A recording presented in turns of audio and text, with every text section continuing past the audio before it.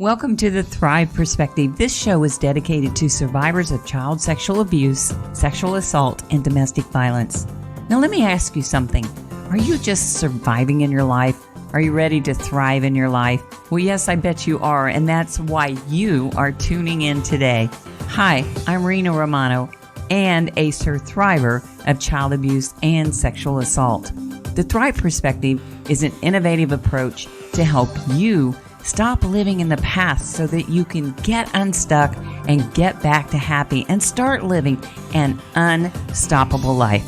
So let's get started with today's program.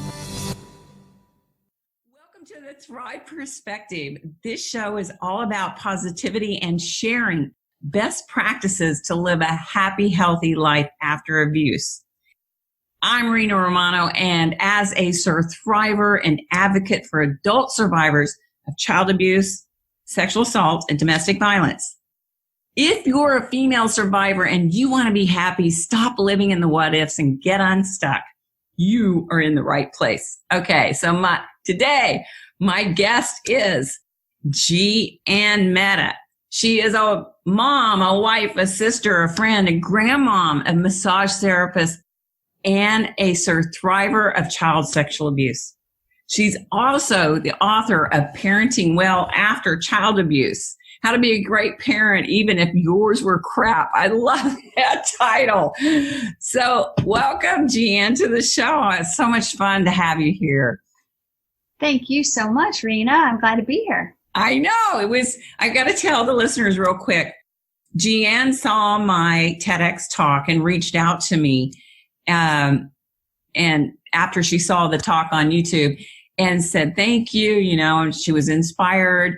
And come to find out, she lives in the same town that I do. So we got to meet, and it was awesome. And I decided, you're going to be my first guest on my show for doing interviews. So welcome again. Yes. Yes. We can only go up from here. We're going to only go up from here. Oh, okay, Geanne. So why and when did you get help for your childhood abuse? Why? Why did you do that? So let's start with that. Right. Well, why? I always felt the need. I acknowledged the abuse that my father molested me from a very young age. And it was always a piece of me, a part of me, but something I pretty much just carried around with the guilt and the shame and the incredible pain for a long time and didn't know how to get out of it, I desperately in my soul knew I needed to heal that to live a happy life. So that's why I started getting therapy. But the main thing was when I was pregnant and had my daughter, everything changed. They say a child will change your life, and yes, it does in many, many ways, but it made me have to get better so that I could be a good parent. It's good that you recognize that. That's really cool. So you got help for your child abuse, and doing so, how did that help you become a better parent, do you think? Well, I think in relationships of any kind, you have to be a whole person yourself. You need to be as emotionally healthy as you can be. And because of my childhood, I desperately wanted my children to have a good childhood, Right. So I had to really examine what I needed, what children need, and give it to them. Find a way to be that and be there for my kids. And in the emotional state I was in of depression and, self-harm and, not the greatest choices, right. I was not going to be a good parent. It's so good that you recognize that. And I have to let my listeners know, I am not a parent. Never really had the desire. I did at one time. And then, I got older and I'm like, I'm too old for this. When I could have, when I was healthy to have children, mentally healthy too. I don't know if we ever really are, but right. Whatever normal is, right? But I read the book and I got some really great tips on it. And I like it because you say this book is for you. If you remember being beaten, neglected, emotionally or sexually abused, if you care about someone who comes from child abuse and want to understand their emotions, if you have kids, grandkids, or work with children and want to do the best job you can to help them grow up happy. So, bravo to you. Kudos that you saw that. And how long ago, so you got pregnant and then did you start therapy counseling while you were pregnant? No, I did not. My sister that I grew up, she's 18 months older than I, and we grew up together, clinging to each other. The abuse was happening to both of us, and we talked about it. Right. So thank God we had each other. Oh. So she had gotten therapy. She'd been going to therapy for probably 10 years at the point that I did. So right. She had shared a lot with me, and she had really helped and encouraged me and made me really see that it was not our fault, and right.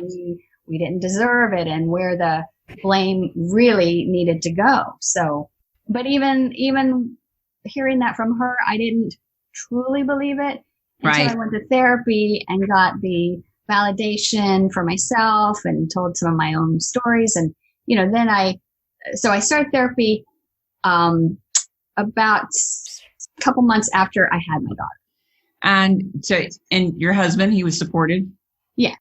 And it's so good to have that support. And I know a lot of people don't have the support that you and I have had. And so their healing might be a little bit more intense, but it's possible, right? And this show is all about the endless possibilities of potential after trauma.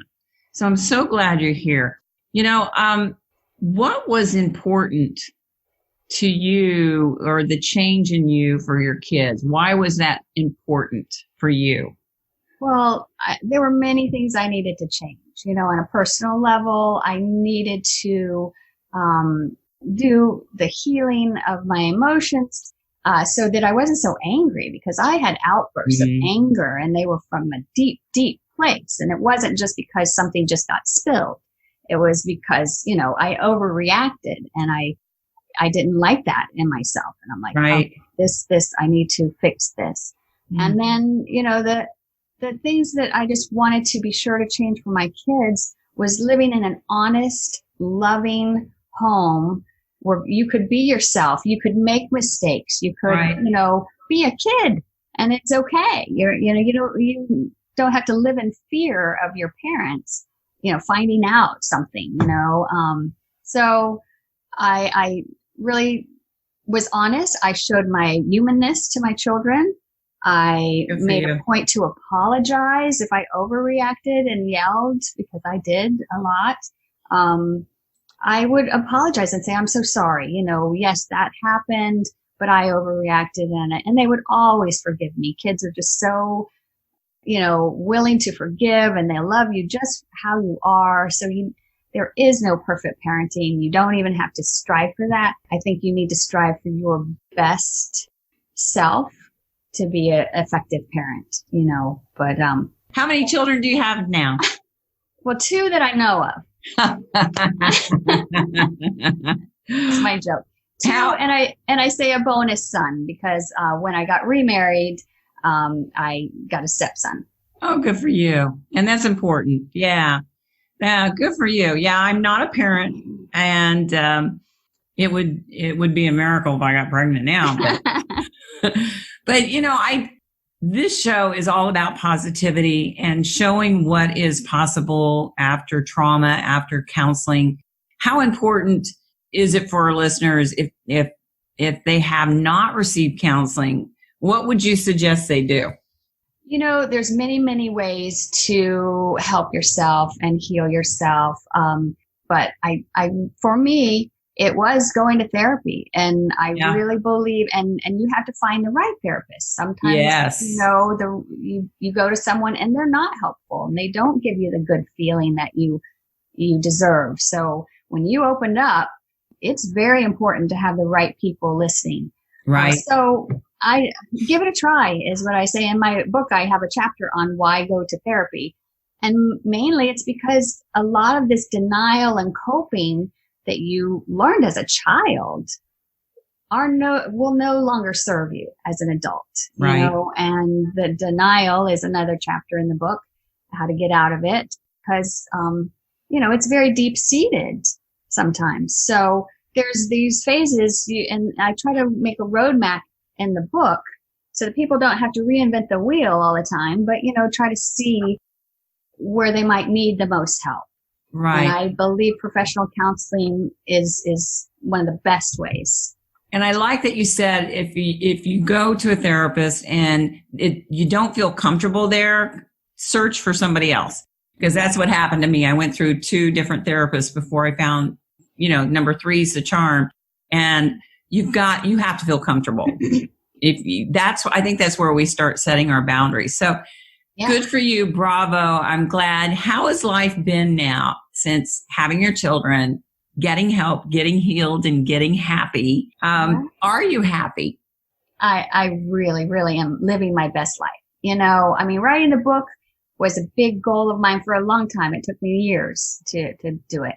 Yeah. But, and raising my kids, even though things weren't perfect and I was learning all along the way, as every parent will, they brought me so much joy. They helped me. I got down and played with them instead of being in my own head. I was in their world, and that's a glorious place to be. So, being a mom is the best thing I've ever done. And they're so proud of me. They're my cheerleaders too.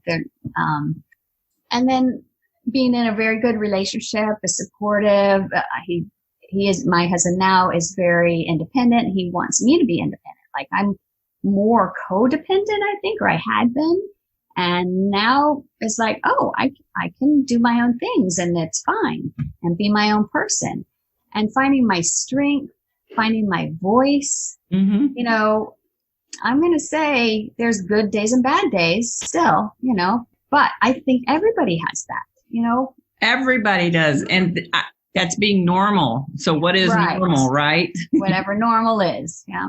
One thing I found that because when my self-esteem, when I was still struggling with getting happy and healing, I was seeing people who had not gone through the trauma that you and I and other survivors have gone through, and they still struggled with their self-confidence and their self-esteem, and they hadn't had the trauma we have.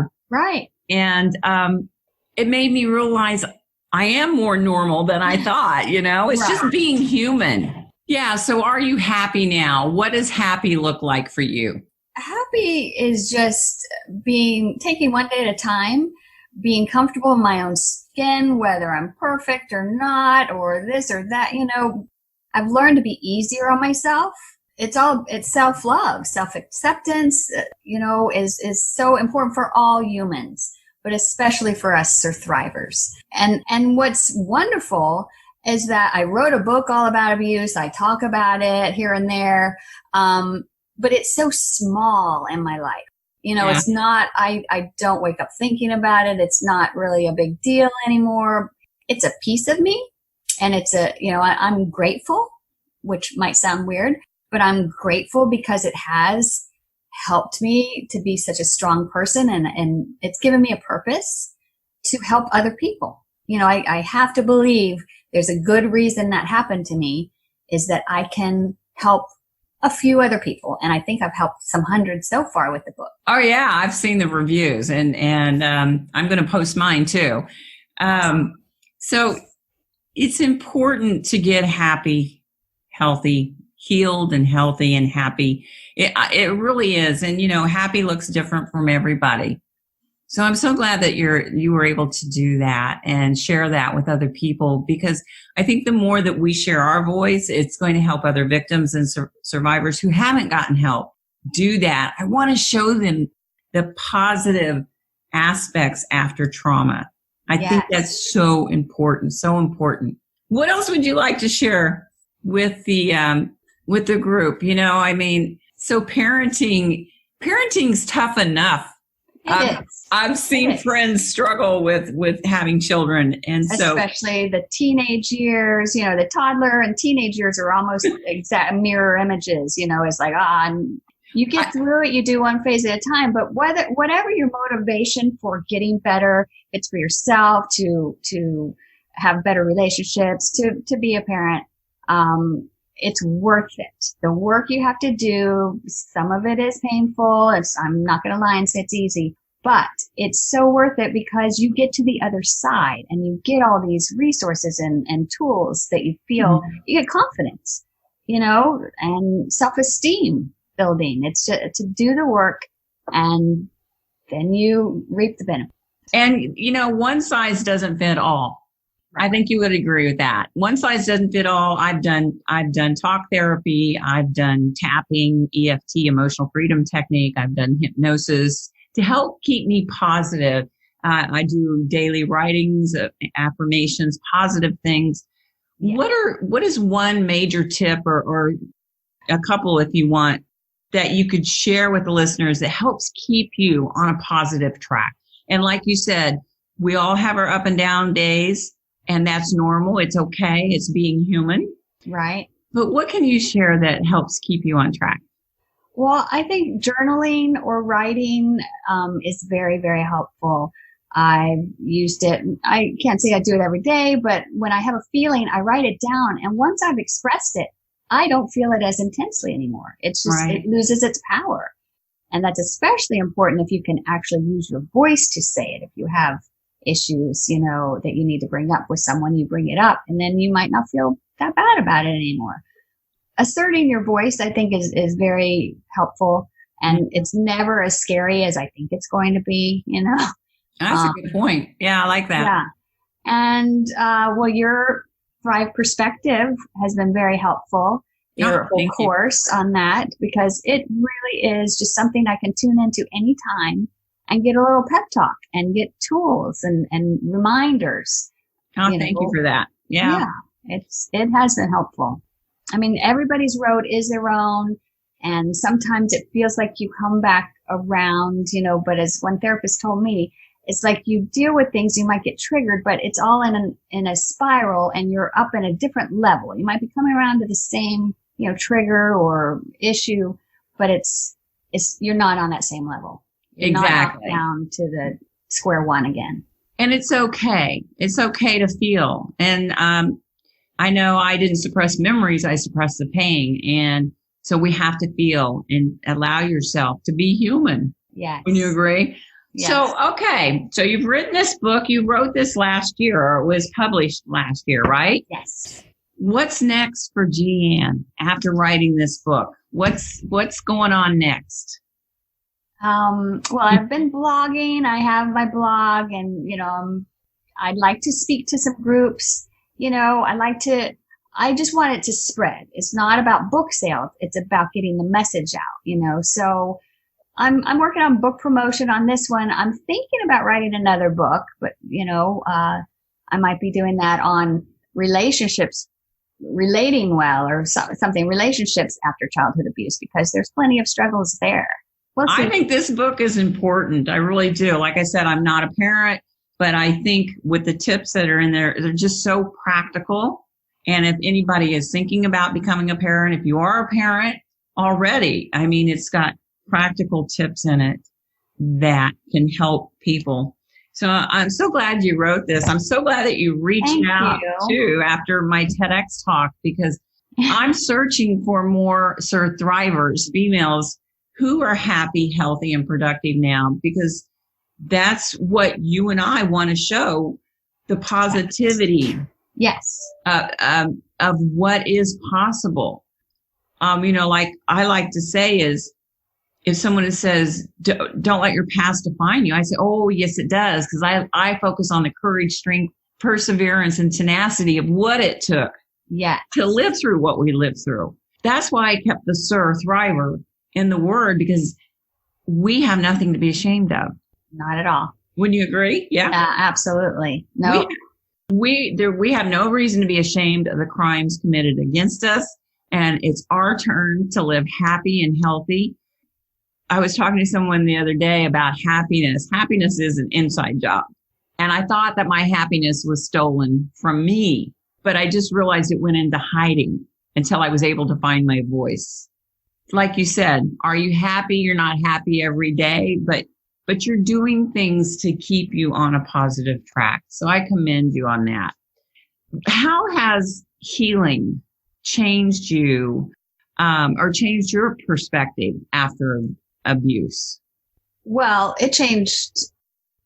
You have to, the therapy really was necessary for me to believe that I wasn't to blame, because I did. I was a child, and of course all this happened, and it must be my fault. Kids are very egocentric, and they, everything is revolving around them. So, that's normal and natural. So it took some time to get out of that and to change the way I thought about myself, the way I reacted to others, the way, to even be able to love or be loved, to accept love. I didn't believe I deserved it. So I didn't, if you're not respecting yourself, how are you going to get respect from others? You seek people that you might make bad choices in relationships. And that happens. And that happens whether you've been through trauma or not. Yes, so we have to learn not to beat ourselves up for that. That's about being positive.